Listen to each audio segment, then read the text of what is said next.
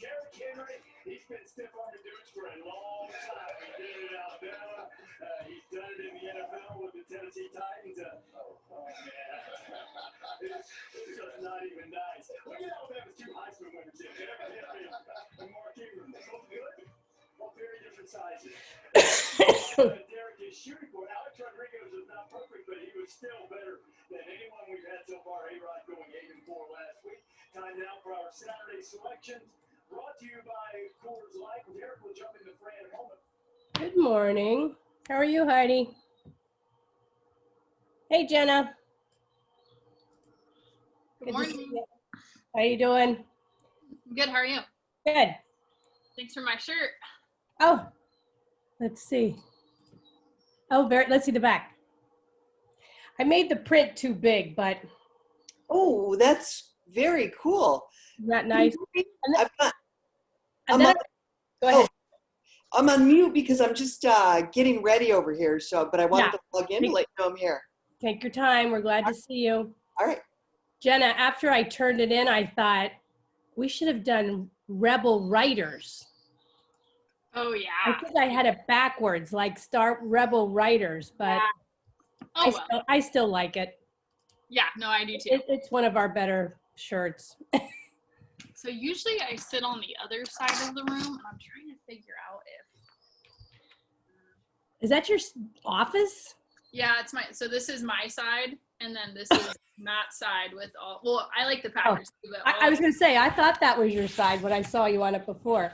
Yeah, I think I might actually. I usually sit over here, and I think I'm just going to because I think the lighting. Yeah. Yeah, whatever works. And sometimes it's the light that comes in that's different. Yeah. Did you watch the Dodgers-Braves game last night? I did not, but the Dodgers won, right? Yeah, they did. So I'm not happy about that. No. Wow. I was catching up on what I missed during the week, so I watched Masked Singer. Oh, nice. An Amazing Race. Huh? Mark Sanchez was the one who got voted yes! on. Right? Yeah. Some of these, nobody's ever going to guess. I mean, yeah. And there's, I'm glad they're doing people like that because they were tending toward the singers who already had a career and they have no reason, except just to get back in the spotlight, be on this show. But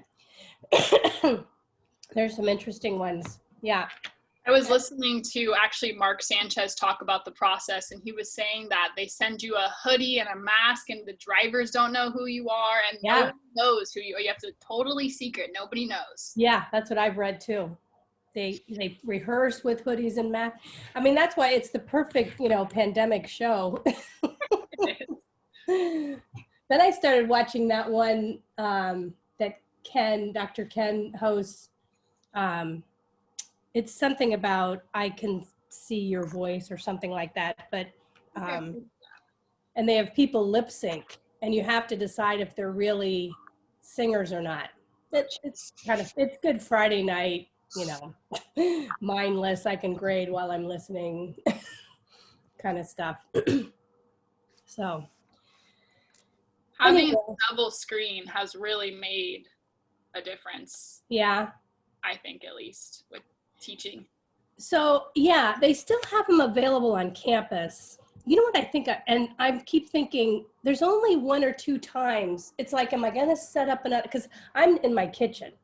Mm-hmm. My Wi-Fi in my study, my router is down here, and if I go upstairs, it's not as good. Like sometimes the printer works up there, sometimes it doesn't, and I can spread out on the kitchen table. So I thought, do I really want to set up another screen down? Maybe I'd work in the study more, but I have a pretty decent iPad, and I thought, I wonder if I could just use that as a second screen. I think so. I mean, at least maybe keep your slides there and have. Yeah, just the things I need to see, not necessarily type on, but it would be like, I'd get one of those, things that set it up. I mean, yeah, we're almost done with the credential students, ready to send them out, but yeah. Do you guys do it where it's 8 weeks instruction and then 8 weeks? That's cool. That's nice. Yeah. I know that, yeah. Everybody in the college does something different now, but did you get your credential? No, you did not. Yeah, I did at CS. Oh, you did? Yeah. In the single subject? Yeah. Yeah. They send them out sooner, Mm-hmm. like right away, right? Yeah. Yeah. But then you're doing classes while you're in, yeah. We tried that model once, and I think it's harder because you're trying to get your coursework done and pay attention to what's happening, and you're easing your way in. I mean, I could see both cases, but what happened is in the spring, in April and May, they are so ready to be done with coursework. And I thought, I'm not going to have any important topics because what are you going to possibly use in your credential classes? Of course, that's probably the question anyway, but that you're learning in May while you're out there finishing. It's just, I could see more of when I was at Ohio State and I taught in the credential, we did, it was quarters. So the first quarter, they were 4 days with classes, 1 day in the classroom. Second quarter, it was like 3 and 2. And then the third quarter, it was, you only had 1 day of classes and 4 days in the classroom. So it was kind of like that across the year. But I mean, we just keep trying to figure out the best model. Yeah, I think it's nice the way you guys do it though, because then whatever they're learning, they can go apply, especially with action research. Like, oh, I can, see exactly how this goes, Yeah. Which way? Did you like doing the way the single subjects has it set up? I didn't mind it because I just kind of make the best of, You make the best of everything. Yeah, I just try to make the best of it, but I also think that the model, the way the middle level does, is nice because, learn all this stuff and then, hey, go apply it and have more knowledge instead of like, I'm trying to learn as I go, I'm sinking. Well, we always say no assignments can be due during clinical practice because they're just not. Yeah. You're trying to write lesson plans and get your stuff done for class, and yeah, it's just not going to work. So is Valley Center going to send your kids back? I think we talked about this, but in January? When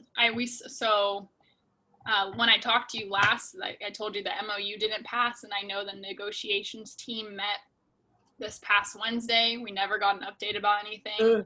And then in a video that the whole school saw yesterday, our principal, Mr. Halewood, said that we don't have a date for reopening. So wow. We had a whole plan, and we spent an hour-long staff meeting going over basically the policing of students, and then now that was all forgot. Yeah. Well, it's frustrating for everybody, the teachers, parents, students, but I think not going back means people are really trying to get it right. And yeah, I think as we enter into this flu season, it's, Heidi, are your kids going back face-to-face? You're middle school, right? Are you with us, Heidi?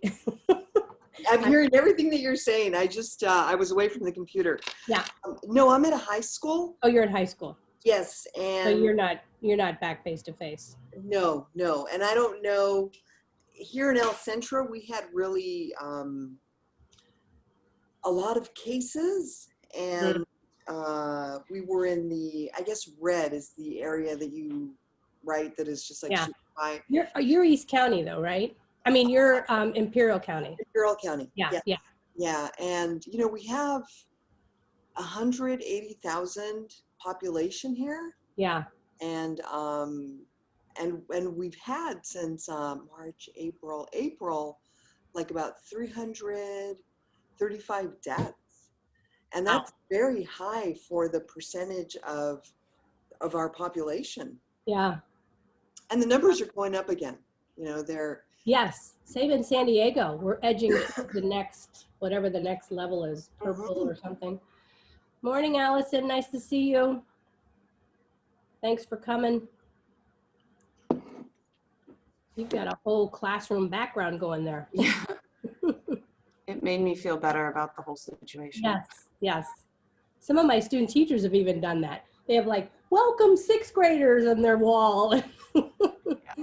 It makes it seem more professional when your offices are professional, but yeah. But I have to start getting my classroom ready, so. Oh, when do you go back? We don't really know, but our superintendent, you never know with her. She could easily just say November 9th. It's either going to be November 9th or at the semester break in January. Yeah. But they're, based on the board meeting, they're really going to further push the simultaneous teaching. Yeah. So we'll most likely be doing virtual and in person at the exact same time. Remind me where you are? In Poway. In Poway, yeah. That's insane. Yeah. Finance. Yeah. Well, and I'm wondering if they're giving teachers time to set up their rooms. I've seen, yeah, on social media, teachers are like, I'm trying to get my room ready. The kids are coming tomorrow. And I'm like, geez, give everybody a break here. No, it's the You brought weekend. everything home to teach, and then you've got to get it all. Yeah. Yeah, it's crazy. Yeah. What's happening in Fallbrook, Nancy? With Julie. Well, they're going back on Monday, I believe, and Julie will be remote, and Domingo will be in person, but he teaches PE, and it's all outside. They aren't dressing out. They aren't. So everything he does is with distancing and outside. There's no touching and none of that business. So, yeah. So it was a hard-fought battle, and Julie is still not happy with the results, and there's some other things that are fall out from it that I can talk to you about privately, but it's not for, you know, that, it's more personal to her, so. Yeah. We have a lot of writing project teachers involved in the union side and the negotiations. I think, you know, Nancy, you were there at our advanced retreat last week, but I think we should have a advocacy, I'm not going to call it political, but an advocacy arm, get a group together that will help us strategize with each other and how can we advocate at the district, county. I'm watching Vista right now because I'm part of their support Vista teachers and also the parent group. And I think I'm still part of the parent group. They didn't kick me out. They might kick me out. Not because I say, you know, outrageous things, but I don't show the party line. I speak, you know, my mind. And I don't always, you know, support the teachers. I support the teachers, don't get me wrong. But I try and give them the perspective of, until you have tried on this role, being a school board member, being a superintendent, being whatever, you don't know that it has to change who you are, because they're complaining about the teachers who are now school board members, former teachers, school board members. Right. We have one running in December. They can't totally support the teachers as they once did, right? Because they have a different role and a different perspective, and now they're and I think they have been inappropriate. School board members have said things that are totally inappropriate. But I also get that you are not a teacher when you're a school board member. No. You're not a teacher in that role. You're representing the kids. When you're an AP, you're not a teacher in that role. Well, you're representing the community. Yeah, yeah. All of it, the parents, the teachers, you know, I mean, the parents, this kids, all of it. So it just becomes much more complicated than people would like to accept. And I understand. I mean, I'm scared for my kids, you know, my own children who are grown and teaching. So I get that there's definitely a concern, and I don't understand why Vista has done what they've done, but nobody gets out of this. No, there's no good decisions. No. I would much rather be teaching this than having to make decisions about this. Oh my gosh. Yeah. I mean, I couldn't believe when I heard about Vista. Oh yeah. It's like mind blowing that they would do that. Yeah. Well, and we had what said was really inappropriate. We had a board. I was watching the board on Thursday night, our Poway's, and our board president, because teachers had to revote based in July they were going to be in person or virtual, and then we had to get confirmation. And so numbers went down, and like there's some schools where there's only like 4 teachers who will be in person. And so the board member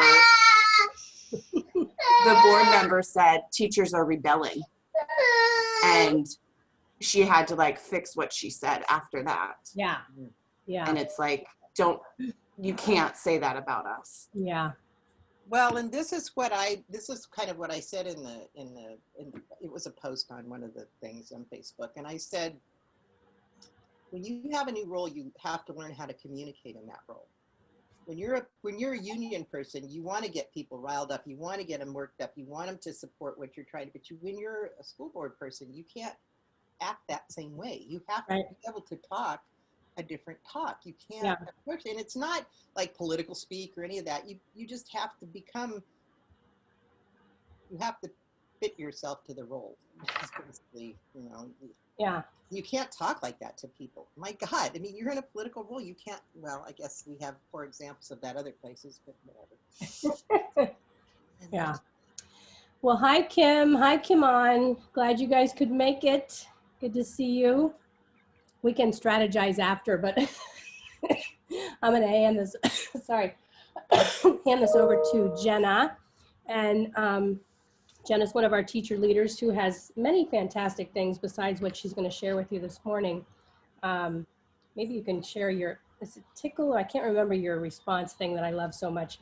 Oh yeah. Yeah, tickle. Yeah, maybe you can share that later. But and yes, we had many people sign up for this, and I think, and people are very happy to get the recording and the materials.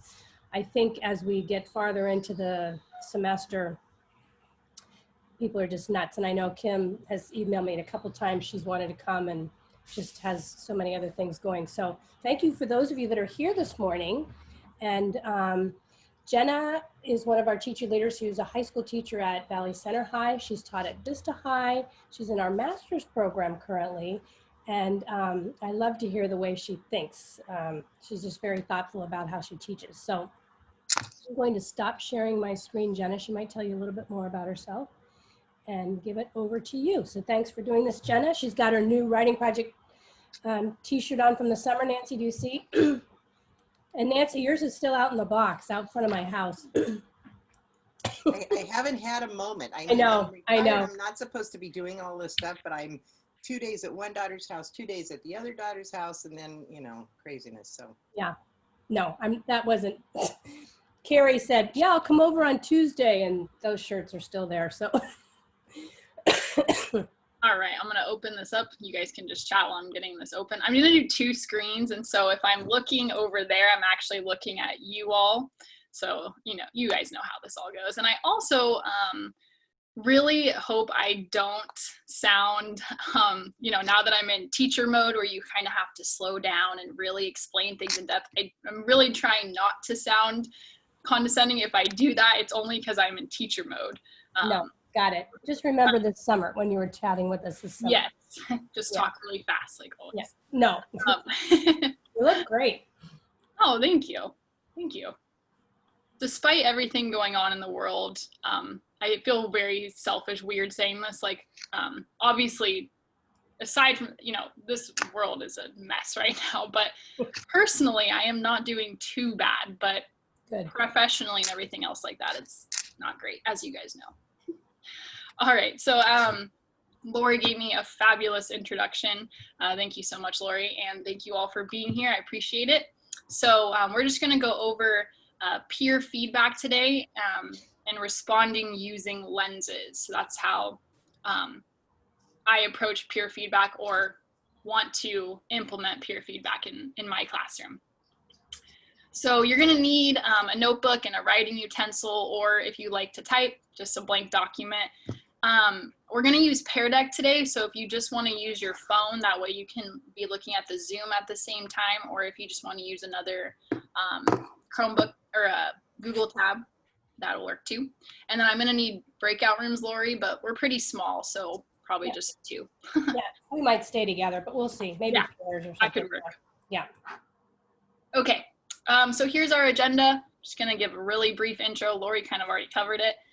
We're going to do writing into the day, which is something that we do during the writing project over the summer. We write into every single day to get those juices flowing, because we are all teacher writers, as we know in that book that we read this summer, Nancy. We're teacher writers, not teachers.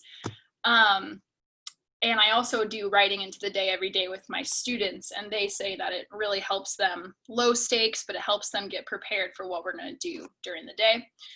We'll go over what peer feedback is, what the response lenses are, the lenses in action, so we're going to actually use them, and then on your own writing or someone's writing in this group, we're going to actually use the lenses in real time. Okay, so Lori kind of covered everything. I taught at Vista. Now I'm at Valley Center in my second year there, currently getting my master's, and I'm also serving as the district lead and mentor and a mentor for induction. So lots of hats, as we all know. You guys have lots of hats too, I'm sure. By the way, I really try not to say you guys, but it just comes out. I know it's not perfect, but just comes out. You all. So, and then there's just my family. Okay, we're gonna write right now. And I actually took this prompt from this book called The Creativity Project. It is wonderful. If you haven't read this or taken a look at it, I highly recommend it. Lots of cool prompts and responses by real world authors that you know and that your kids know. So I did take this prompt from this book. So our writing into the day. Jenna, tell them there's prompts, and then tell them what the other part of the book is. Nice, Allison. The responses. Yeah. Yeah. So what Colby Sharp did, he's a elementary school teacher in the Midwest. He sent out a call for these well-known writers to develop prompts, and the writers sent them back to him, and he mixed them all up, and then he redistributed the prompts to different writers, and they had to respond to whatever prompt they were assigned, and they came up with the coolest things. I mean, there's graphic children's authors, young adolescent authors, all the authors you know. Yes. And some did pictures, and the graphic novel people did, yeah. Yeah, and yeah. I saw that Allison had it there. That's awesome. Yeah. But yeah, just really awesome book. I love that book. Yeah. Totally accessible for kids as well. But here is our prompt, and I just really like this one. So speech, speech, speech. What would it be like if Matilda gave a graduation speech, or if Dumbledore gave a TED Talk?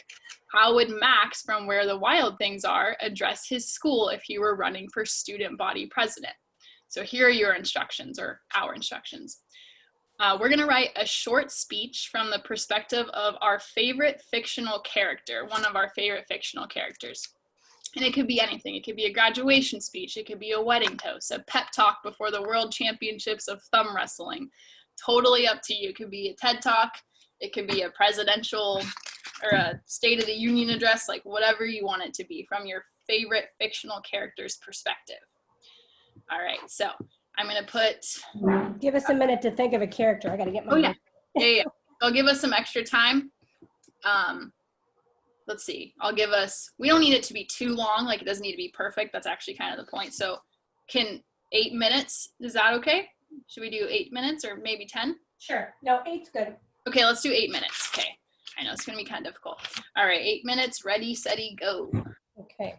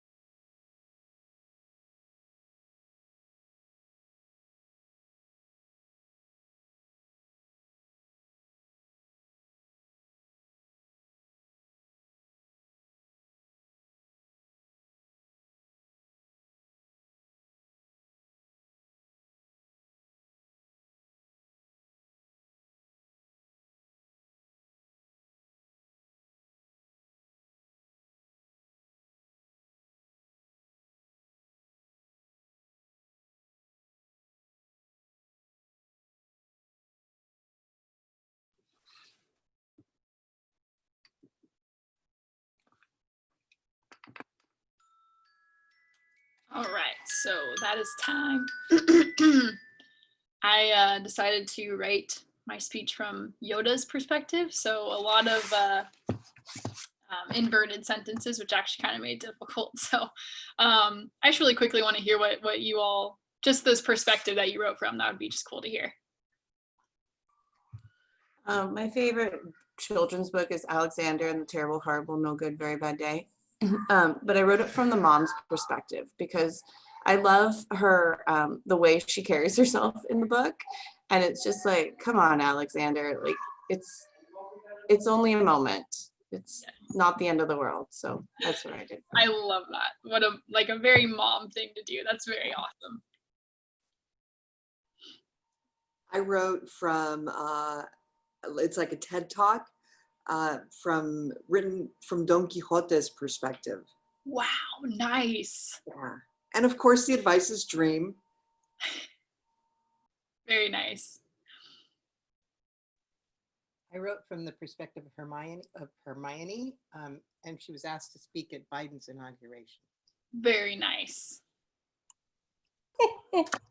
Ooh, I want to hear that. I did this for you, Kim.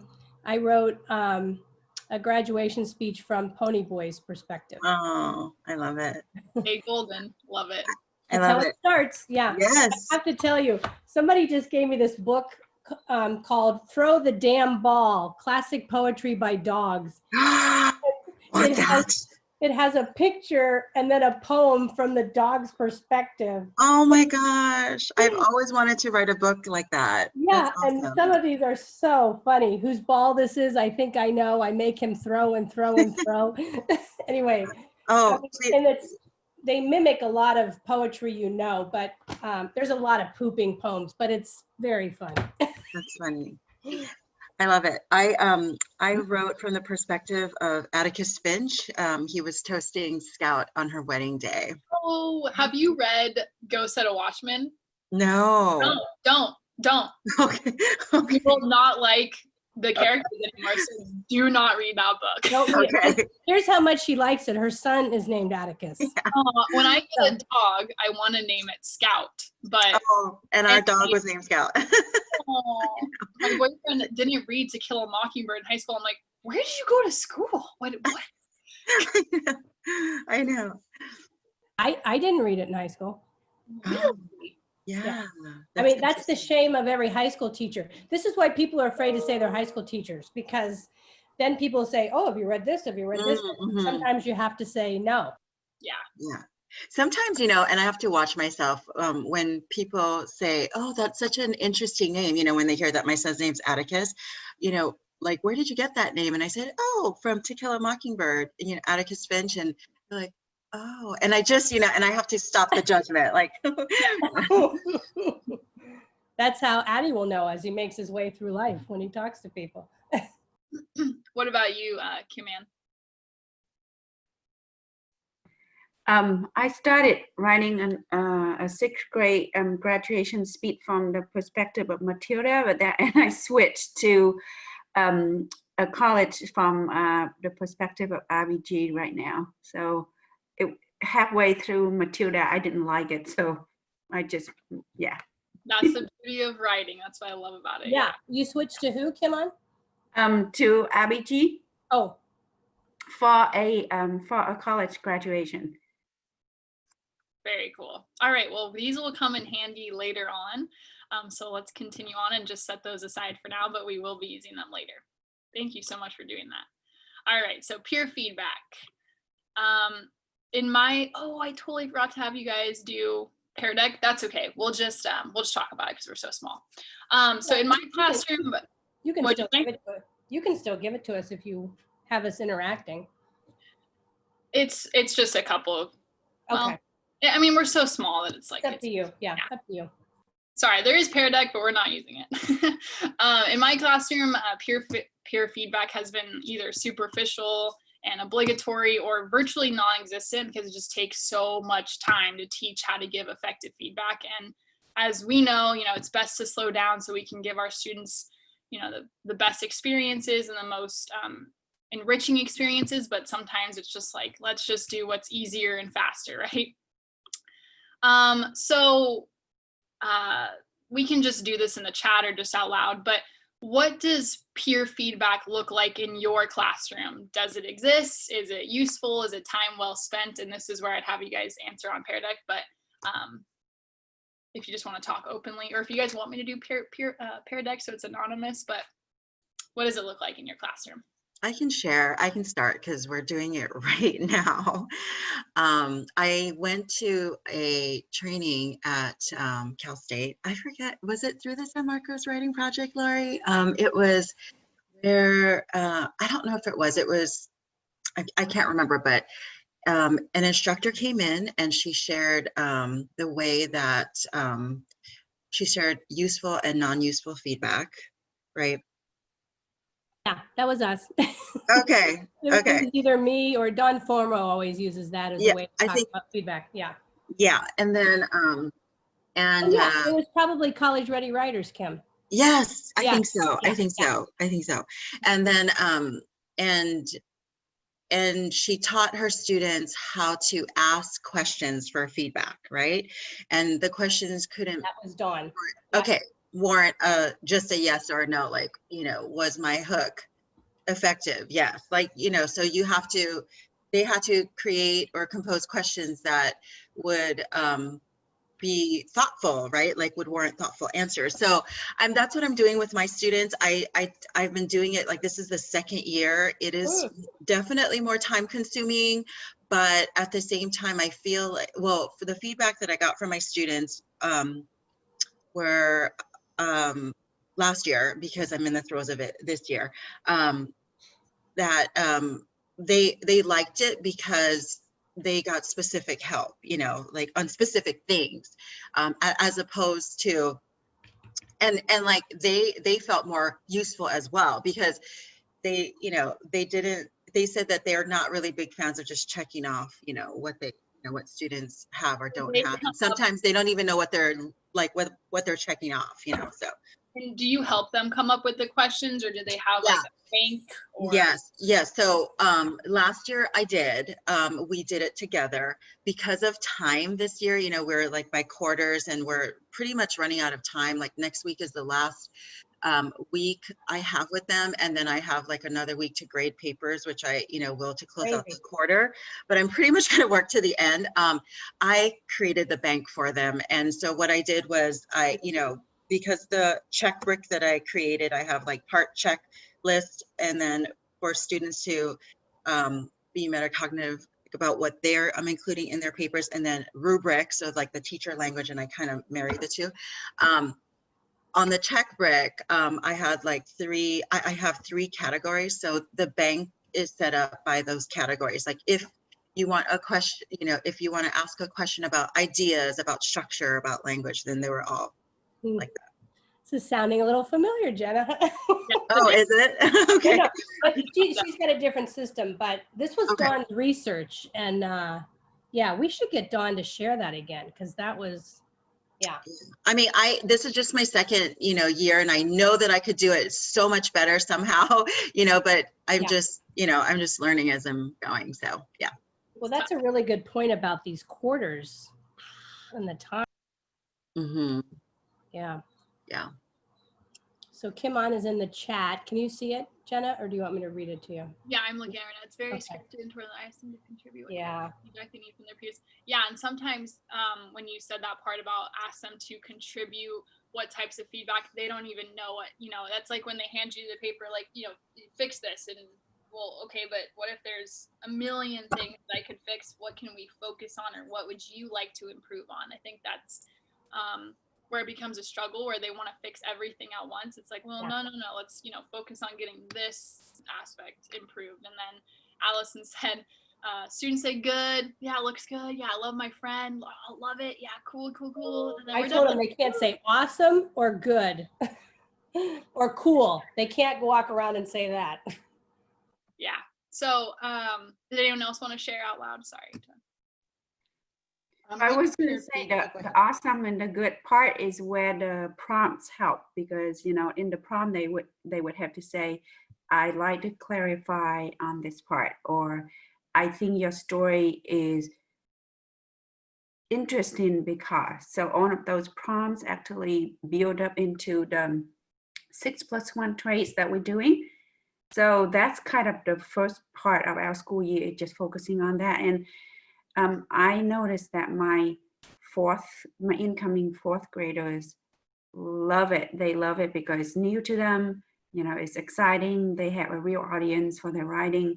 And then my fifth still very hooked in, with my sixth start going like, well, I did that, you know, like I kind of need something new. So it's kind of interesting to see how they responded to that. That's why I view in the component of like, oh, you are familiar with this already because you were with me last year. You know, what type of, you know, do you want more feedback on ideas? You know, so I kind of build that vocabulary in for them. It is very time consuming. Yeah. It is. And you have to teach them how. Yeah, go Jenna. Yeah. I was just going to say something that you said stuck out to me with where you said the sentence frame of like, you know, this was interesting to me because, and a lot of students, at least those really, not that all students aren't motivated, but some aren't, but those really motivated students, when a peer says it was interesting, they're like, okay, but how can I improve it? Like, okay, it was interesting, but what can I do to improve it? So that's hopefully something that we can talk about today. But what were you going to say, Lori? Well, it's a really good point, Kim, about using 6 traits or whatever language you use. They don't always have the language to ask the questions, Kim. And isn't that part of, you know, just tell me if this makes sense. Tell me if this is good.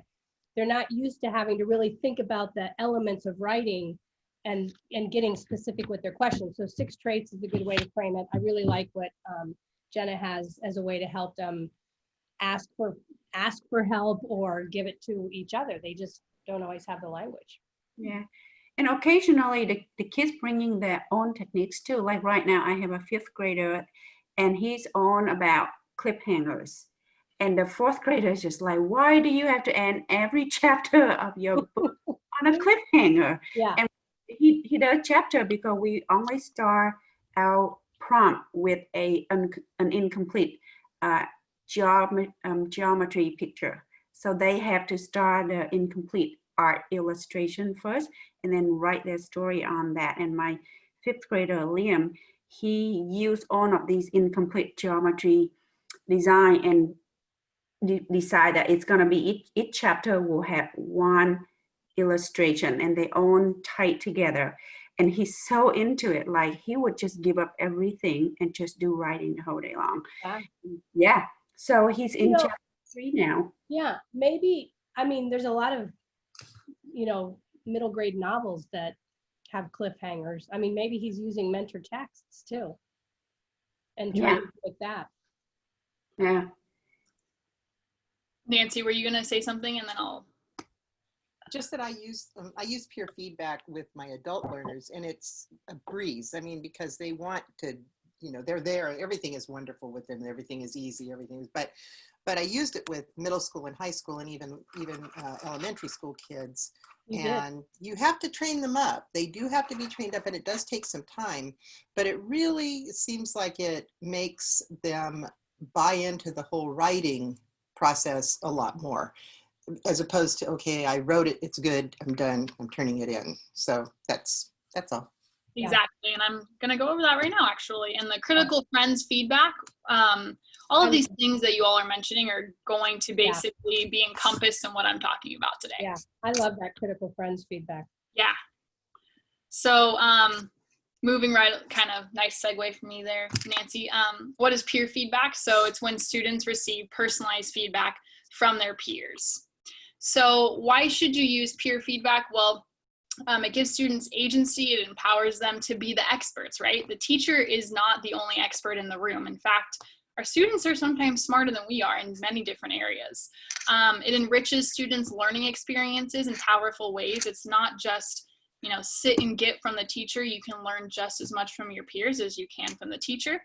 Like what Nancy was saying, it enhances both the givers and the receivers' learning and development. So if they're analyzing a piece of writing and giving feedback on it, they're thinking about their own writing when doing it. Oh, I want to do that, or oh, I got to make sure I don't do like this person did because I don't really like it. It doesn't really work.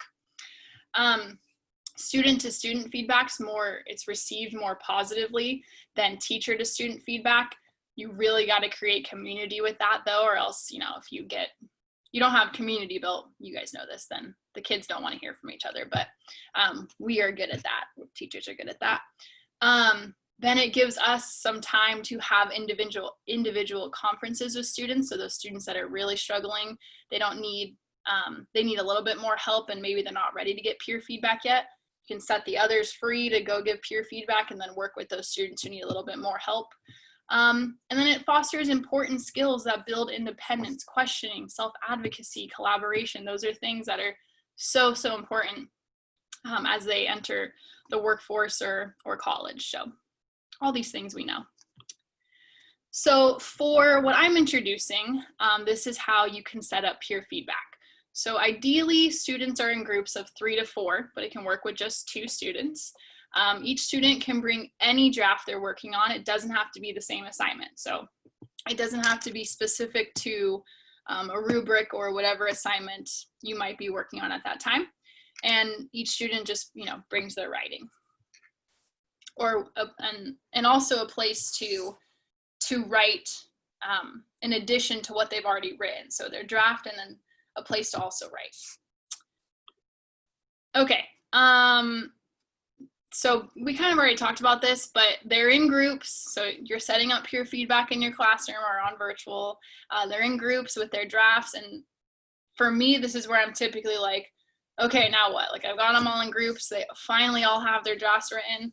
Now what do I do? So it's like, this is where I'd have you drag your dot on Pear Deck, but you know, are you like, nope, wouldn't even touch peer feedback with the 10-foot pole, not even trying to do it? Or no, I have solid peer feedback protocols, or my intentions are good, but peer feedback is tough. And I think we're mostly landing here in this area where it's just a little bit tougher sometimes, or there's solid protocols in place. But for those people who are landing here, hopefully the tools I'm talking about today can help you with that. So when I was in college, I worked at the Fresno State Writing Center, and we gave feedback by using this response lens booklet. So I've adapted these response lenses that I'm about to go over to be more elementary, middle school, high school friendly. So what are response lenses?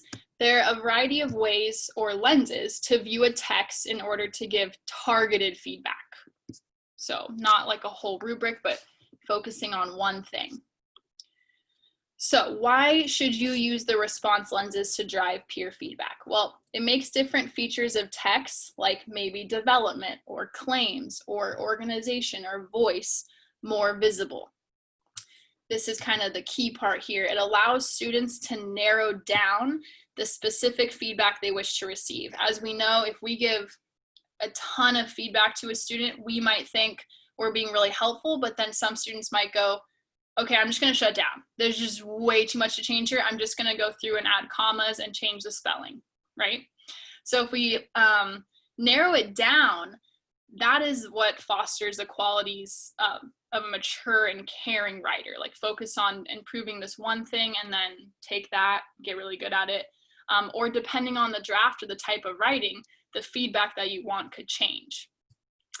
And then it allows us, the response lenses allow us to create a space in which we can share how texts we read affect us and how texts we write affect others. So not only the claims, the development, the organization, but what is my text doing emotionally for other people, and what is their text doing to me? Hello. And the response lenses are not designed to focus on errors. Errors are individual, and many errors get corrected when drafts are polished. So again, emphasizing that part of the writing process where, you know, we want to convey meaning first. We want to convey our ideas first, and then typically errors will correct themselves during the writing process. So errors are really should only be in focus on if they're totally impeding meaning. If not, then they'll get focused on later on. Okay, so here are the resources that I think are going to be really helpful to you all. And Lori, they have access to the folder or? Not yet, but I can. They don't need it. Yeah, they don't need it right now, just as long as later. They will, yeah. Okay. Okay, so I've created from this booklet, so it's really, students would never want to sit down and read this, and nor would you. So I just decided to make a matrix for choosing a response lens, and then how to use each of the lenses, a little guide. So let's go over this matrix first. And you will have access to this later. Yeah. Oh, this is the wrong email. It's not. As usual, I'll send out the recording, the folder, Jenna slides. Yeah. So there are several lenses, and the lenses here are listed on the side, and they're also hyperlinked where it will take you to, I believe it should take you to the guide. Yeah, so it takes you to the guide, which, no, I need to fix that.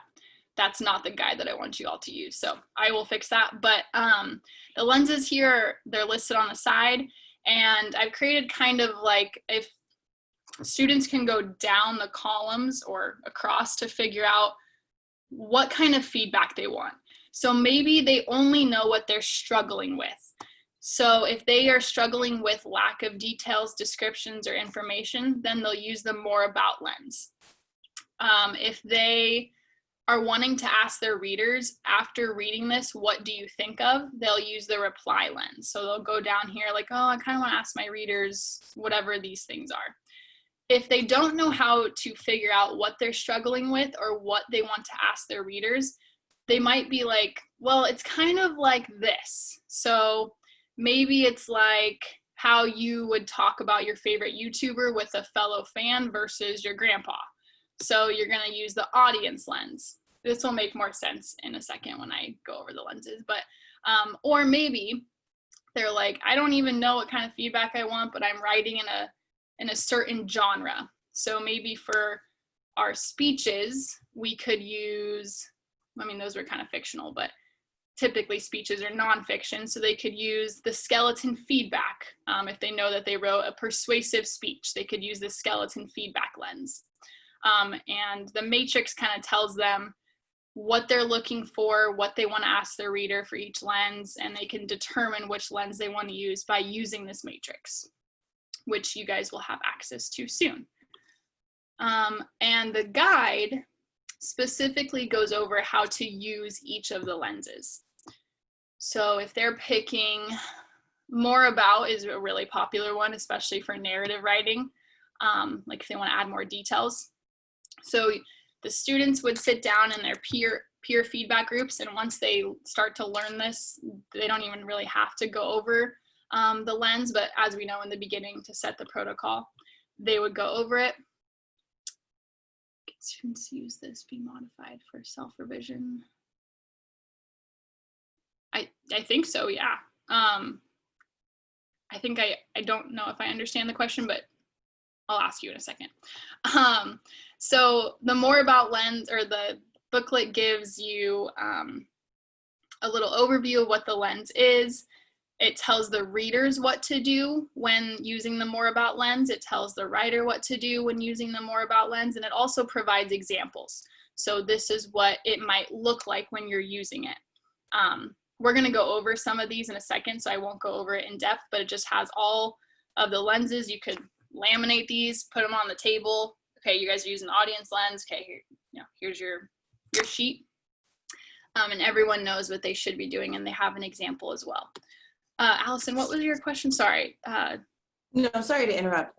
So my 7th grade colleagues, we're going to be doing a races paragraph, and they weren't really too into wanting to do like a revision workshop, and I'm like, oh yeah, we are. And so they're very hesitant about peer revision so early on, and I'm like, okay. So I convinced them to do a self-revision workshop. And so I'm trying to see if like maybe I can cater this to format into a self-revision? I think you could, because there are these sections here where it says for the writer. Ideally, the writer's doing it with 1, 2, or 3 other people, but because there is this part where the writer is supposed to be responding to their writing in writing as well, just like the readers will be, and not just, you know, what I've seen from some peer feedback models is, you know, the writer just sits, or they're just working on someone else's when they could be having a conversation about this whole draft. But I think it could make it work. I think the students would have to be like really willing to really look at their writing from a evaluative or critical lens, but I think you could. I know, and I think I might secretly just do peer revision. I think so. I'll set it up for self, but I might do peer. And that it is a bummer that, and I think we can all admit that we've done this too. Sometimes we wish we could just forego the writing process. Like, oh, we're running out of time, you know, just turn in what you have, but we can't. It's so important, as you know. We just have to make sure they understand it is a process. It's not a one and done. It's gonna catch you eventually. And I told my colleagues, like, we're setting the tone for writing. If this is their first writing piece and we don't say we're going to do self-revision, then they're going to continue to think that that's not important. And that's actually one of the most important process, like if you're not even reviewing it. So I took responsibility for doing that lesson. So I'm hoping they'll get the idea. That's awesome. Yeah. And then, you know, if you do it where you're like, okay, you know, turn in your final draft, and if you want to revise, you can. Well, how many kids are going to do that? If you say, well, I'm not going to give you a grade until you revise, then they know, oh, you know, I have to revise. Yes, you do. It's part of the process. Yeah. So like I said, you'll have access to all these resources, and we're also going to go in depth, but I just wanted to give you a little overview. Let me know if I'm going too fast or being confusing, because that happens. Okay, so we're actually going to put the lenses in action here. So here's our step-by-step, and we're going to follow this too. So you group students into 3s or 4s or pairs if needed, and you're going to choose who's going to share their writing first to receive feedback, just like you would. So, well, I guess not just like you would, because sometimes it's like a trade-off, right? Like you read mine, I read yours, or go to the circle. Well, everyone's focusing on the same draft at the same time, which is why it's time consuming, but it's worth it. The writer is going to choose a lens for feedback based on their needs. So they'll use that matrix, or you can help them in the beginning, like, you know, what are you trying to focus on here? Do you want to look at organization? Do you want to look at your claim development? And then help them choose a lens. The draft is read out loud. Okay, and that way the writer can catch errors as they're reading too. And each group member follows the lens guidelines, which we'll go over for the lens that we choose. And then you write in response to the writing. So each member shares what they wrote in response to the writing after everyone's written. Okay, it'll make more sense in a second. Okay, so this is just an example. This is like I do. So I did the reply lens on this opinion piece by Nick Stone, who wrote Dear Martin. Don't just read about racism, read stories about Black people living. And the reply lens begins with the sentence stem, this reminds me of. So it's just for the writer to get from their readers, what are you thinking? How are you connecting to what I've written? So not that you guys have read this, or maybe you have, but I just made connections. Like, this reminds me of my first friend, Chiron, who lived next door. This reminds me of how I've never had to worry about seeing myself in the books I was reading. This reminds me of telling my students last year and this year, which would be the previous year and last year, that Crooks in Of Mice and Men plays a very, very minor role in the novella. This reminds me of another article I read, which discusses how literature provides a map to children, and essentially Black children don't get a map. So that was just me connecting to what I've read, and that was just the first 7 paragraphs. So the reply lens is really good for determining how readers are connecting to what you've written, or what it makes them think of. Okay. So I have, let's see how much time we have here. I think we have time. We can do both, or we can just do one. I'll leave it up to you. So I'll leave it up to you all. We can do the more about lens, which we'll read in a second, on a story from the ELD curriculum that I teach. It's really short. And we can do the lens on that. And, or we can do the audience lens on something that I've written. So what do you think, Lori? Should we do both? Should we do one? Like, I think it's really good for us to practice. What do you guys think? You want to do something on a piece of text or on Jenna's? What would you like to practice? Anything that would be helpful, which both of them would be. So, yeah. Yeah. So more about is really good for determining, or especially for stories. Like, I really want to hear more about this, or if someone's writing a personal statement, like, I want to hear more about this from your piece. Yeah. What do you start with your students? How do you start them? More about, well, yeah, I mean, simpler lenses where it's like, hey, just look, what do you want to, very simple language. What do you want to know more about? Mm-hmm. Audience can be a little bit tougher because then they have to think of, basically rhetorical strategies. Who's the audience? Where did they come from? What would they want to hear? So let's do more about, and it's on a very short story. So let's go over the more about lens right now together. Yes, this one's formatted correctly. The other one's not. Okay. So this first page, I forgot to go over this. This just goes over the response lenses. So it tells you how to set everything up. The students will read the response lens directions together. They can refer back to it if needed. It's not like they have to memorize it. Tells you what you need. And then once people have responded, what happens after that. So more about lens is asking, what do you want to hear more about? So doing more about for a draft lets the writer know what questions you have and what you're curious about.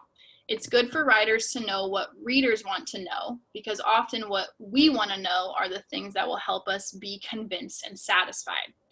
So for the readers, you're going to listen to the writer read their whole draft aloud. Just listen. And then when they're done, you're going to think over the draft and write down whatever you want to know more about using the frame, I want to know more about. Once everyone in the group's finished, you just read what you want to hear more about. And the writer reads their draft out loud. I'm just going to pretend that I wrote that little story and read it out loud. And they do it too. They write, I could write more about, and they write just like their peers are writing. And remind the writers, just because a reader wants to know more about something doesn't mean you have to include it. They still have autonomy and they can make decisions in their own writing. And these are just examples. So I want to know more about how the foster system works. When do kids enter just as infants? I want to know more about where kids that age out live. Do they have their own apartment? I mean, just, whatever questions you have, or it can be statements. Any questions about the more about lens before we use it? Okay. And just a reminder that this is for when there's lack of details or descriptions. It's like when someone's talking about their experience of birthing the child and you ask what the weather was like that day. So yeah, it's just like, whatever you want to know more about. All right, let's read this. Middle school question. Let's read this silly little story that is used in my ELD class to start them off. It's pretty short. It's just one page. Did I read it out loud, or do you guys just want to read it to yourselves? Jenna, did you put this in the folder? I did. Okay, great. Thanks. Yeah. Should I read it out loud, or do you want to read it to yourselves? Why don't you read it out loud? Okay, I'll read it out loud. Okay, it's so silly. So just listen at first. So really tell your kids, just listen to the writer read. So final cut. Rachel had to admit it, she was looking forward to the final project for English. They could choose any book and any project. Mr. Hill, Rachel's teacher, explained that he wanted them to work in pairs. That made it even better. But Rachel's feelings changed quickly. Mr. Hill came up to her and said, "Rachel, I want you to work with Jane." Jane? Rachel looked over at her. She had mousy brown hair, wore goofy outfits, and never spoke. Rachel heard one of her friends laugh. This project is ruined, thought Rachel. Jane walked over to Rachel's desk and just stood there. "Oh, sit down," Rachel finally said. Jane slumped into a chair and didn't say anything. "Okay," Rachel sighed. "Do you have any ideas?" "I thought we could do a film," Jane said. "Yeah, right," thought Rachel. "How?" Jane continued, "I've been kind of playing around with making films for a while. I could show you." They agreed to meet later. After school, Rachel and her friends were at the library talking. Rachel didn't even notice when Jane got there. One of her friends made things worse by saying, "Rachel, your new friend is here." Once they were settled at the library, things changed. Jane took out a laptop and started a film clip. "This one is about dreams," she said, about her first film, which was amazing. "And this one is about my mom." Rachel choked back tears. The short clip was a goodbye to Jane's mother, who had died recently. Rachel asked, "Can you teach me how to do this?" Jane answered, "Yeah, I can." After that, Rachel spent all her free time with Jane. She learned about the camera and about editing. She also learned about her friends. They were mad that she was not spending time with them. Every time they saw Jane, one was sure to say, "Nice outfit," and laugh. Finally, it was project day. Jane let Rachel set up their clip. They had spent hours on it. When it was done, no one said a word. Then Mr. Hill started to clap. Everyone joined in, although Rachel noticed that her friends were not clapping quite as hard as the other kids in the class. After class, Rachel's friends met her at the door. "So now you can get back to normal and drop that geek." Jane was packing up. Rachel looked hard at the girls and turned without saying a word. She started to help Jane with the equipment. Jane flashed her a little smile. Then Rachel asked Jane, "Want to get some coffee after school?" So now we'll do the more about lens based on this story. So you're going to simply start your responses with, "I want to know more about," and it doesn't, you can have a 10, "I want to know more about, I want to know more about, I want to know more about." So we'll take the time to do that right now in just response to this text. I want to know more about.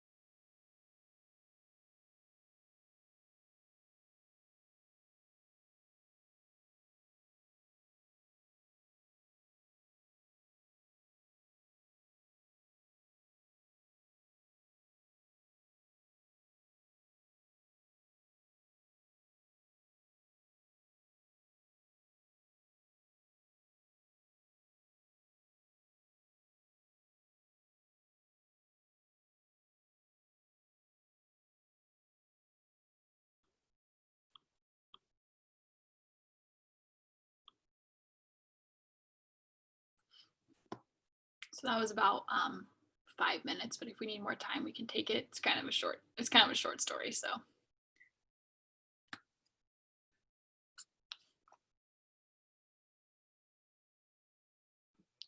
Jenna, did you ask us to come up with 10 things or just what we could?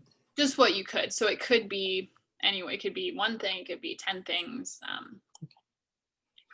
I just want to do the right thing. I don't want to I know, mess up the assignment. You rule follower. No, I just know kids get in the habit of like, well, I wrote one. Well, that's really all you want to know more about? I mean, come on, there's got to be more. So just like kind of the example shows, sorry, I'm going to move from the story just for a second here. This is just in response to one essay or narrative.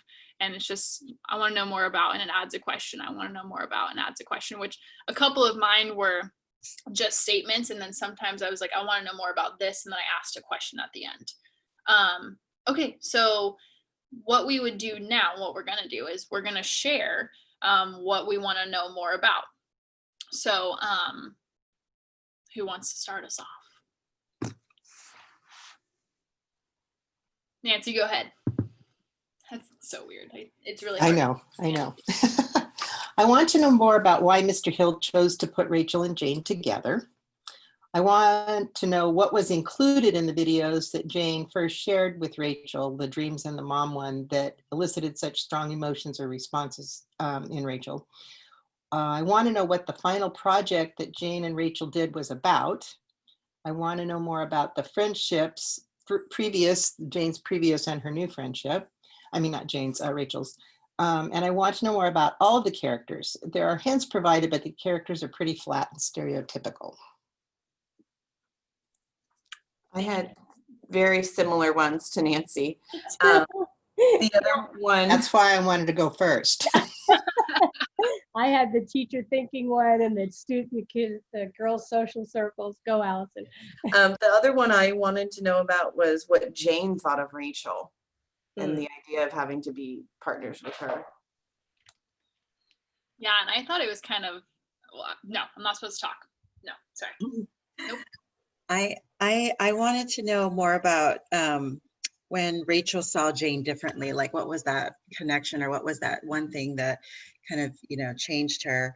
I also wanted to, there was one line that said, I forget what paragraph, where Rachel learned more about her friends, and I wanted to know what that was. So because after that, Rachel spent all of her free time with Jane. She learned about the camera and about editing. She also learned about her friends. So I just want to know what she really learned about them. If it was more than just they were mad at her. And then I also wanted to know what Jane was thinking about the other kids. Yeah.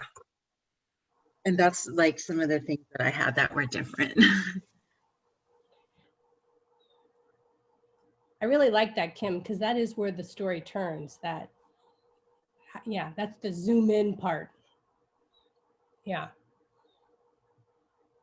I wanted to know more about context, like where is this in the year? What grade is it? Just a little more about that context. You too? Yeah. I wanted to know more about why, what made Rachel reluctant to work with Jane to start with, but decided to give it a go anyway. And then I also want to know more about whether Rachel will be able to ignore the noises and be there for Jane for the long haul. And then the same with Nancy. I really want to know why Mr. Hill, it sounds like he really purposefully did that. Yes, you guys, it's Heidi, right? Is it Heidi? Heidi. Yeah. Are you there, Heidi? What's that? Are you there? I know you said BRB. Are you? Yes, I took off. There was a little vandalism in my neighborhood last night. Oh no. So I want to know more about that. What the heck happened there? Yeah, there's my neighbors, we live on a block that has a lot of traffic. It's one of those super wide blocks. by the park, and there's a Biden-Trump lawn sign war going on. And so they destroyed, these kids were No. at my neighbor's house, and they stole his Biden sign. And they were kids like in their 30s. And they tore up his solar lights, and it's on camera, but their faces are covered up, but they also tore up my signs. So anyway, I guess the police is out there, so I had to go document the torn sign. So that's why I BRB'd. But I did hear the I want to know more about. I was also curious as to, thinking about the teacher and why he had her work with that particular student. And I know that I've done that in my teaching career, that I, selected a student that I thought could really use to break a barrier, maybe even break a stereotype or bring somebody in that normally wouldn't be there. So that really made me want to know more about that. Yeah, and that's usually not for the person whose mom passed away, but for the other person, like, no, you need to figure out what your problem is. Like, it's more for, the teacher does that more for Exactly. Yeah. Pretending that I wrote this, which I did not, but I could be taking notes as you were all saying this. I, wrote the same things that you all did, but because you guys all wrote out your responses, what you could do for me is you could rip out, your notebook or share your doc with me, and there you go. Now I have my feedback, and it's not written in a critical, evaluative form. It's just, what do you want to know more about? Another thing that I asked, I'm not sure if any of you said this, I apologize if you did, but I said I could also write more about pretending that I wrote this, or you could even just do it in response to an article like I did, or a short story like this, where you're just getting the kids thinking, hey, if we could write this author or talk to them, what would we ask them? But I also said, I want to know more about why Rachel's become so mean. Was she bullied? Is something happening at home? I got the vibe. I was also wondering, were Jane and Rachel friends in childhood at some point, and then something happened, and then, this kind of brought their friendship back together. So that was the more about lens. Let's see, what time is it? We have time, but we can also, I just want to hear from you all. How did that experience go as far as writing the more about, and hearing what everyone said? What are your initial thoughts on doing the lens, and then hearing what everyone wrote? Could I? Go ahead, Lori. Am I on mute? It seems like Nancy's, I don't know if you were thinking this, Nancy's questioning to revise strategy would be a great way to start, and then this gets them to ask more specific questions. Were you thinking that, Nancy? That sort of gets them into the, writers revise by addressing readers' questions, which is what these lenses do. Right. This just focuses, like a lens would, on particular things. And I agree. And I chatted with Jenna, she hasn't responded yet, that I want to use this with my class, because it would be a great next step and would give them a little more refined way of looking at it. I like it. Yes, you absolutely can use it. 100%. I use a lot of mentor texts to get them writing. So I think this would be a great next step in a mentor text, in regards to if I'm wanting them to embed a certain detail, and when I give them a kind of a small piece like this and have them do, I want them to know more about that. Gives them the idea that when they're writing, to expand on those little details. So it could be an extension on the mentor text when writing.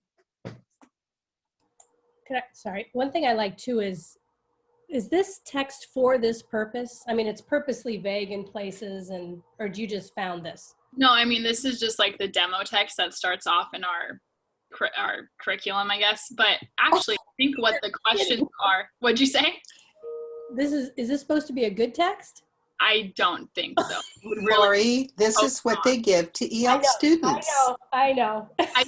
But what I will say, though, is what it really wants them to focus on is theme. And so a really good lens to use for theme, like if you wanted, because all students struggle with identifying theme because they make it so specific to the story, and you're like, no, it's like a general statement. But a lens that it would be useful for theme that doesn't use, you know, the complex language of theme would be say back, which is what the author would be asking, like, what do you hear me saying overall? So yeah, like, what am I trying to say here? And that's good for speeches too.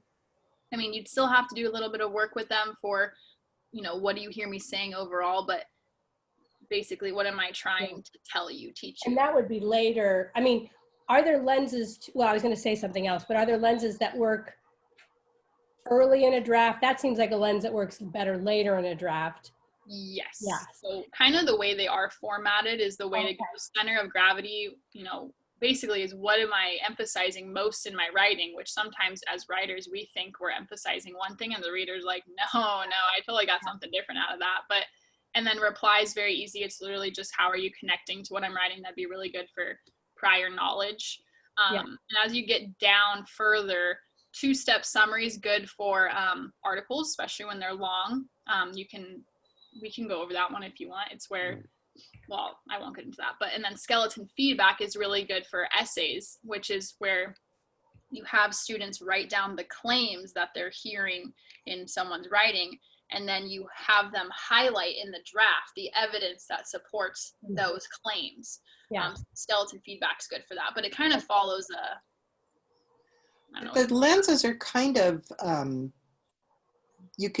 they're kind of for specific kinds of writing. Some of them you wouldn't use if you were writing narrative, for example. Exactly, and that's why this last column kind of helps, because like these last two, you wouldn't want to use two-step summary and skeleton feedback for fiction. It's really better for nonfiction. So these kind of help over here to determine what genre it is you just write in. And yeah, that last column's nice. But what I was going to say is I really like that the two options you gave us were respond to this already published text or my own, so that they're not going at each other. But I think always starting with your own writing is a great way to be vulnerable. And I mean, you have to have community, because sometimes kids will be like, well, it's the teachers, there can't be anything wrong with it. But yeah, so I I like this way to start rather than putting them right into peer response groups. And the More About lens is such a, I mean, what kid can't just read a story? Yeah. And even if it's those tough kids where, you know, oh, I don't want to do this. Well, like, then just criticize the heck out of it. Like, what's it missing? Just go off on it, you know? What were you going to say, Kim Ann? I'm sorry. Yeah, I was going to say, I wish that I reversed time, like, because yesterday I was working with a 5th grader on his IM poem, and we kind of hit a wall because I think I was being a little bit into his space. And in retrospect, at the moment, I didn't think like that. But when I came home, I talked to my husband. You know, that's what we do. We process information about teaching with our family member. And I just feel like, Len's a good sounding board. yeah. So he was writing that, you know, he was giving an imagery, like he said, sometimes I feel like I'm dying. Right. And then another sentence he was saying is that I say, my dad don't feel sorry for me. And I know him. This is his 2nd year being with me. And I just wanted to give him a lens to look at the writing of somebody who doesn't know him, because I told him that your audience eventually will be broader than this classroom. And so we kind of have this butting head, and he just told me, you know what, I want to take a break from this. So I feel like this is going to help me reframe when I go back to it next week.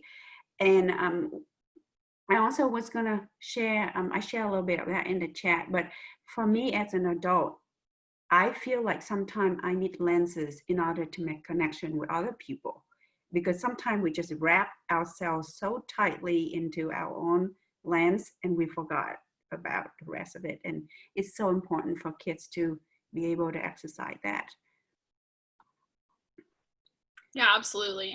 And like you all were noticing, I mean, different lenses, they do narrow themselves down with this matrix. I mean, they really do. And I was going to have us do it on the speeches that we wrote, it would be difficult, but what would be cool is with the speeches that we wrote in for writing into the day, you know, I teach high school, so we focus on rhetoric. We focus on rhetoric and rhetorical appeals, which I think they do a little bit in middle school. But, you know, having a student write a speech that's not their own, and they can take, you know, a fictional character, and so then it doesn't become as personal. And you could have them do audience on this, like we could do audience on the speech that we wrote today. And so if I'm writing, you know, like a graduation speech, and I'm talking about like, oh yeah, I remember that one time when 9th grade we got drunk, and you know, like, you know, that'd be like, no, your audience can't hear that. But the lenses kind of would be tough a little bit to use on the prompt that I gave you this morning, but they could find their place depending on how you wanted to improve it. And I was just gonna say, actually, I'm just gonna say this really quick. We won't do it because we're running out of time, but the writing that I did have, Lori's read it. I've read it to Lori. It's about basically why I'm so passionate about donating blood, because people very close to me in my life really benefited from blood transfusions. And I wrote this, what I thought was like a blog post. And I actually would want to hear you guys' perspectives, but we're running out of time. And I really just don't know who the audience for my piece is here. I just don't know where it fits. And so that's what I was going to say we could do, but we're running out of time here, so we won't do it. But I think it goes in a Red Cross newsletter or something. It is a blog post. It's sort of like her passion project too. Yeah. So I think, let me see what else I had. This on the slides is just basically talking, it's a video, I won't play it right now, but it's just a video about where I kind of adapted these lenses at the Fresno State Writing Center, and they just talk about how writing's not a solo act, and it's not just a dialogue between the teacher and the student. It's if we really want to give students authentic writing purposes, then they need to know, like, your audience is not just me, it's your classmates as well, and those are going to be, they are your peers right now, and then they really will be when you're older, when you're working in different professions and having to persuade people and do different things. So we won't do it on our writing into the days, but we could, and you could be thinking about in your mind right now, which lens would I want to use on whatever piece of writing that I'm currently working on. What else? We kind of already talked about how it went. Any other ideas, like how you might use this or adapt it for your grade level or different things you're doing in your classroom? I was going to share, I won't be able to do the exercise I did in the summer for my student because it's a little bit more mature content. We were watching the TED Talk video from Robin DiAngelo when she was doing the book talk for her book, White Fragility. And we use her framework exercise. And I think this would be great for college students if I was still teaching at Cal State, you know, in the extended learning. But I am not. And the lenses Robin asked us to use, because the document is on her website. I'll share later when you're done screen share, I'll share the PDF files. But the lens she wanted us to use was citizenship, ability, race, class, religion, and gender, and age, and sexuality, after look at her video. And I found that exercise was very powerful for me. And we didn't go through all of them, but each of us these kind of vote into our group of what lens do we feel most comfortable with. We didn't get to religion because some of our group mates didn't feel like they're ready for that part yet, but we did with class and location, and it was so powerful. Hey, Jenna, thanks, Kim. I'm just remembering you have the little Pixar video in there, and I'm trying to remember what you did with that. Oh, yeah, that article was just for the sake of what we did with that little short story that I just had. It was just to model it, but we already did with the final cut story. Okay. So I was just, it's not that recent now. It's not irrelevant. It's just not recent. No, we did the more about with that video. I'm trying to remember what we did with it. We did the reply lens. Oh, the reply. Okay. Yeah, reply is always good to do, especially like poetry, if you want to see like how are people connecting, or you just want students to make connections. And the beauty of it, like Allison was saying, is you can do this, the lenses with mentor text, and also be teaching students, hey, look, even published authors could take some feedback from us. It's not just us. Speaking of, do you mind sharing your tickle way of? Oh, yeah, I'll share it really quick. Let me find it. And if you have any questions, my personal email's here, and then my Valley Center email. And hopefully I wasn't too confusing. I feel like a little bit I was, but you can always go back, and basically the matrix and then that guide is really, really kind of what you want to get out of this, not what I say. Let me find what I'm trying to look for here. Practicing helps us. Yeah. And that's how they're only going to get better at it, by practicing.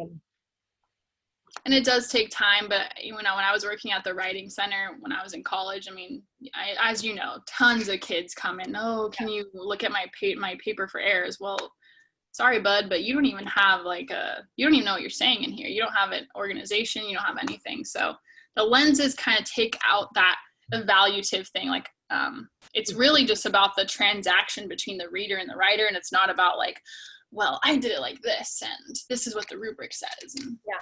So so you started this at the beginning of the year with your students, right? So how are they doing with it right now? So it's mid-October.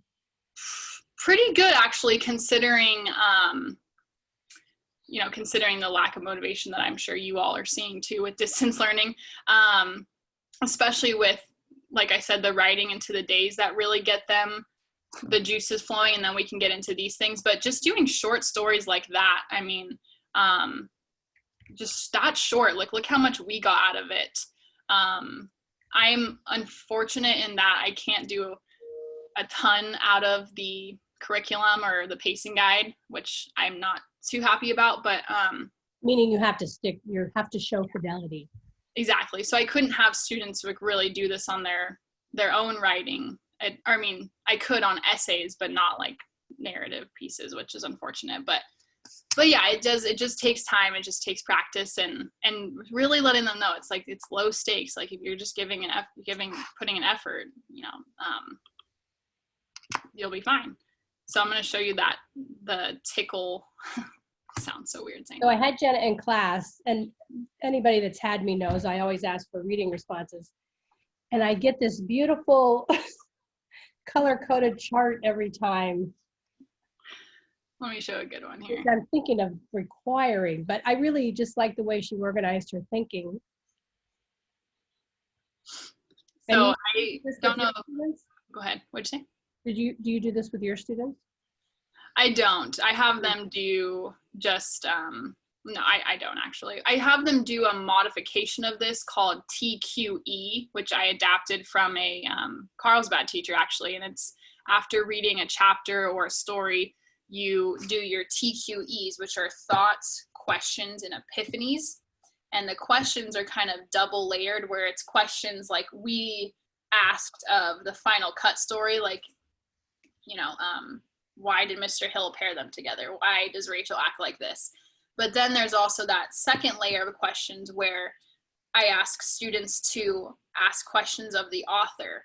Why did you make Lenny's character? Why did you never state Lenny's specific disability, or just things like that? But so I have them do TQEs, but for the purpose of my own reading, I use this method called tickle, which I do my thoughts. So like any silly thoughts that I'm having, or just I want to get my opinion out there, inquiries, and I highlighted the ones in yellow that I wanted Lori to really focus on. Which is so helpful because you can just breeze through. I mean, I love to see your thoughts. It's easy to find the yellow and respond. It's interesting to see what quotes, stood out for you. It makes it so easy for me. Yeah, and I just love quotes. I mean, sometimes people just write so wonderfully that you're like, I just have to note that. Epiphanies, and by the way, she didn't have something every time in every box. Not every article is really, Like, look at this. I'm really passionate here. I hate asking students to do superficial predictions. Like, yeah, I don't know. And how nice for you to have this on all your readings. Yeah, no, and that's been amazing when I've had to go back and write papers. I mean, and it's so not, you know, it, like, you didn't make me do this, obviously. It's just helps me organize like the different thoughts, because we think differently in different, depending on what we're reading. And so I use this. And I actually, for another class, for your class, I use Tickle, and for another class, I use Stickle. And the S is like the summary, like what did it, for annotated bibliography, like, you know. Yeah. Because I hate when people just send me summaries. It's like, I've read these. I know what it says. I don't need a summary. Exactly. I like, because it makes people do different responses. Yeah, and I just liked being able to organize my thoughts in this way, and I totally stole it. This is not, I mean, I adapted it to be Harvested. TQE. Harvested, yes. The TQE Jenna. from a Carlsbad teacher. Jenna, could I see what you wrote in the learning application part? Oh, yeah, sure. Thank you.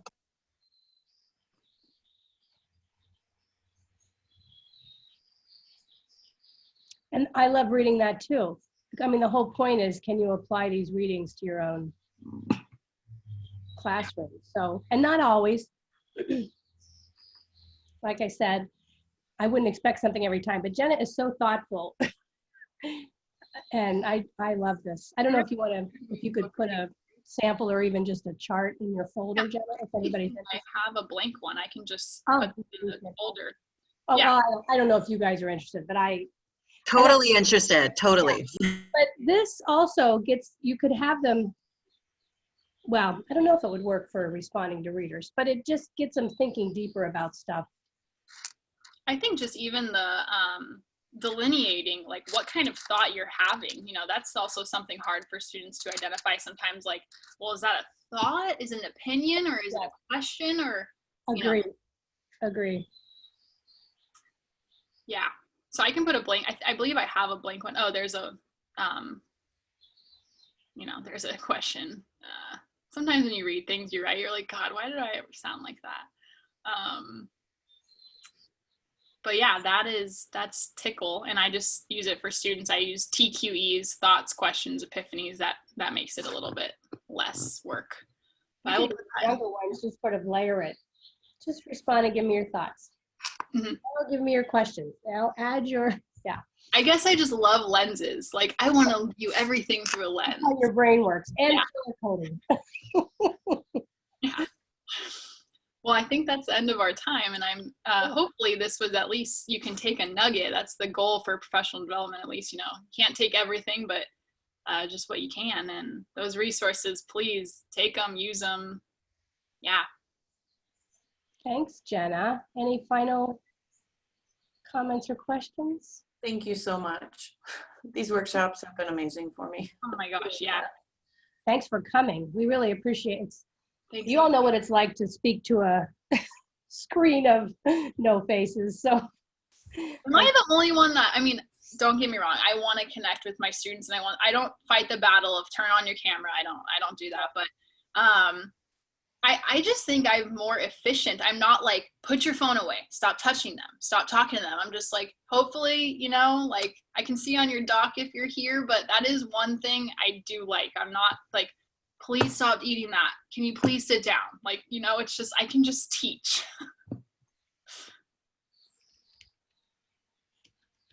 Yes.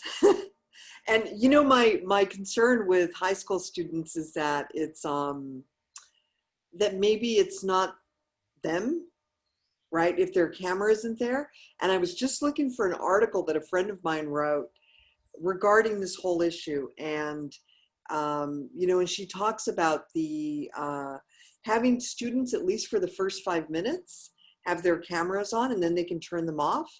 You know, and that way it helps build community. I'll find the article and I'll share it in the link here while we're, but I want to say that these sessions, Lori, have been a lifeline for me.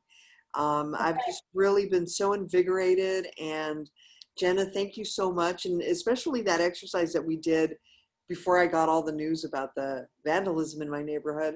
about, you know, writing whether it's a TED Talk or a graduation speech in some, you know, in the voice of a fictional character. That really got my juices flowing. I appreciate that.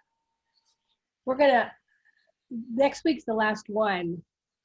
And then I'll probably survey people to see what we might provide next spring, because people are going to be in a different place, some hybrid, some back face-to-face, and what we might offer in the summer. So one of the suggestions was, could you just put up little tutorials, like quick videos, how to do this, how to do that. Here's a way to do this, which we could do. But I got to figure out what people need. So we're here to support. Yeah, you guys are just awesome. I mean, I will always be praising the Lori and Nancy Pace Skinner trees for sure. But it's you guys that make this run. I mean, it's all your work. So yeah, and thank you all you all are fantastic. I learned as much from you as I hope maybe you learned something from me, or at least have those resources, which is awesome. Thank you.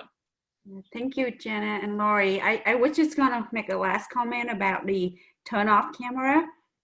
I was reading somewhere that saying that some of our students who are in special ed, and if we work with them, they were recommending that we get our face closer to the screen. And if we can just see them and model to them how we show the emotional expressions for a couple of minutes, so that you can kind of observe their well-being and whether they have any feedback, if they understand what you're saying, just for a couple of minutes. And then if they need to turn it off, that's okay. Because I know my student who has a lot of issue with ADHD, sometimes they just bouncing off their chair, and turning off camera sometimes is better for us, you know, in the group. But I want to see if he's okay, you know. So modeling, showing your face closer to the camera is a suggestion they say. Did you all hear about the teacher who was, I think she's a German teacher in Sacramento, did you see that in the news? I think it was yesterday. She was in her class and two of her students weren't signing off, and she could see that they were really worried, and it's because somebody was breaking into their house. And so she was able to call the police and got the police there. And it turns out that the person who broke in, it didn't appear that it seemed like it was like a mental health issue, and they broke in and weren't going to take anything. But nonetheless, you know, she was able to get there, and yeah. So that's, you know, an argument for having the cameras on. Yeah. But anyway, I shared my friend's blog post article down here in the link, and I thought she offered some good insights, because I'm about, you know, if your comfort level is having your cameras off, I understand that. Jen, I'm with you.